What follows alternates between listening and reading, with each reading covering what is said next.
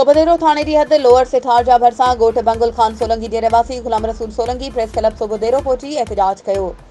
गोठाणे दाहींदे चयो त असां पाण में 5 भाइर आहियूं। 3 भाइर फोत थी चुका आहिनि। असांजे अबन ॾाॾनि जी मिल्कियत में घर, मस्जिद, इमाम बारगाह पिण ठहियल आहे।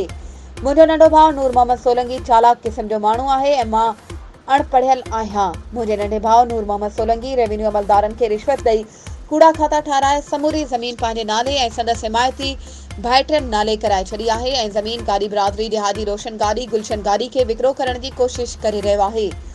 जॾहिं त मां हाजी रोशन गाॾी वारनि खे बि मिनथू कयूं आहिनि। ज़मीन मुंहिंजे मरहूम पीउ जी आहे, हक़ मुंहिंजो आहे ऐं मुंहिंजो घर बि ठहियल आहिनि।